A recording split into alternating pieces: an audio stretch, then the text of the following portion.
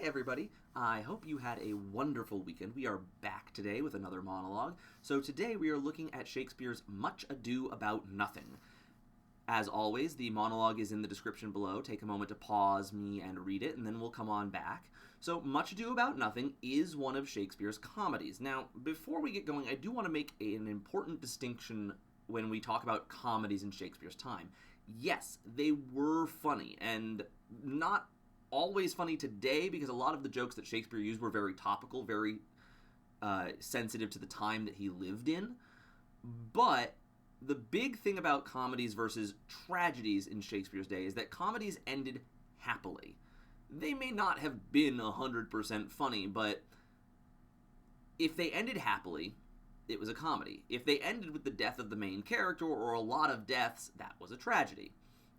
So in Much Ado About Nothing, it is a comedy. Several people get married at the end of this. There are actually two couples in this show, Claudio and Hero, and then Benedick and Beatrice. Their stories are pretty intertwined. Claudio and Benedick are both soldiers who are fighting together. They're also nobles. Beatrice is Hero's cousin. And over the course of the play, we witness both of the relationships kind of evolve. So the monologue that I've got here is actually from Benedick. And taking a look at it from a literary standpoint, when Benedick and Claudio arrive at Hero's house, they've been invited in by her father, along with several of the other nobles in the army. And basically, when Claudio sees Hero, he immediately falls in love with her and decides, and she with him, and they decide they're going to get married. And Benedick, for the longest time, has absolutely said, nah, never will get married. It's not something for me. I'm fine. We're good. And while they're there, since they're waiting for the wedding now, Claudio, Hero's father, and Don Pedro, who is the prince of the area, who basically is Claudio and Benedick's superior, say, you know what? While we're waiting for the wedding of Claudio and Hero, we're going to make Benedick and Beatrice fall in love with each other. Which is kind of a tall order, given that Benedick and Beatrice have known each other for years and have spent almost that entire time fighting with each other, trading words and barbs and insults, all in good fun, but still not necessarily the best thing for a relationship. So what they do is these three guys go out and they find Benedick out in the garden, and Benedick does a horrible job of hiding himself in the bushes. And while he's hidden there and these three guys know he's there listening, they start going on about how Hero told Claudio that Beatrice loves Benedick, and that Beatrice is afraid to tell Benedick because she thinks that he's going to make a joke of it or be too prideful and be basically a jerk. And when they leave, that's when this monologue happens, and Benedick starts to kind of think about himself and go, really? Is that what people think about me? That I'd be a jerk to somebody like that? I mean, the answer is yes, he probably would, but in this case, he takes a look at this and goes, hey, this is something that's really happening. The prince is saying it, my best friend Claudio is saying it, Hero's father, who is Beatrice's uncle, is saying it, so I guess that means she really does love me. And he starts to kind of go over his relationship with her, what he knows about her, and he actually kind of starts to think, and this is a moment of, for this monologue, it does spring the rest of the plot forward, because without this, a lot of the conflict that comes later can't happen.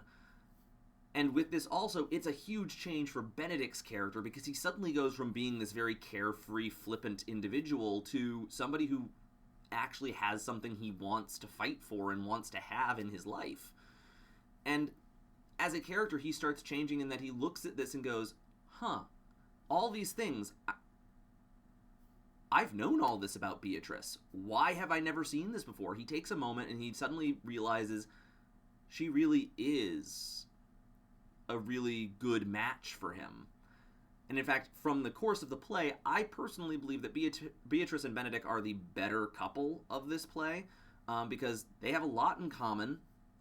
They're both very quick-witted, they're very smart, and they realize that they each realize that the other is a lot better of a person than they ever gave them credit for. Now, from a character perspective, we've talked a little bit about it already, that this is a character-changing moment for him. And he's just heard these guys rail against him and also explain that Beatrice really does love him. And while she doesn't realize it yet, because we haven't seen that particular scene, he suddenly starts to think about it, and he starts puzzling over his behavior. He starts puzzling over her and his knowledge of her, and he suddenly realizes, yeah.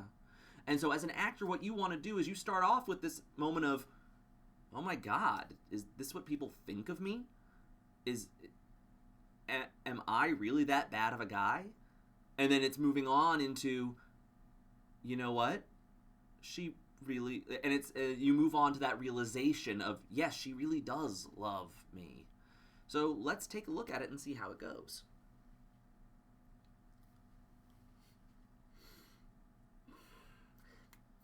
This can be no trick.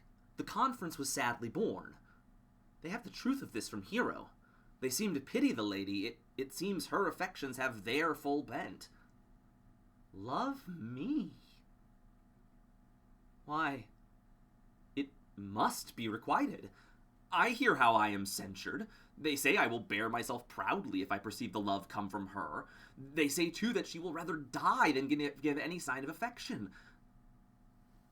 I never did think to marry. I must not seem proud. Happy are they that hear their detractions and can put them to mending. They say the lady's fair. 'Tis a truth. I can bear them witness. And virtuous. 'Tis so. I cannot reprove it. And wise, but for loving me. By my troth, it is no addition to her wit, nor no great argument of her folly, for I will be horribly in love with her. I may chance to have some odd quirks and remnants of wit broken on me, because I have railed so long against marriage. But doth not the appetite alter? A man loves the meat in his youth that he cannot endure in his age. Shall quips and sentences and these paper bullets of the brain awe a man from the career of his humour? No! The world must be peopled. When I said I would die a bachelor, I did not think I should live till I were married. Here comes Beatrice. By this day, she's a fair lady. I do spy some marks of love on her. And that, ladies and gentlemen, is Benedict. We'll be back tomorrow. Bye.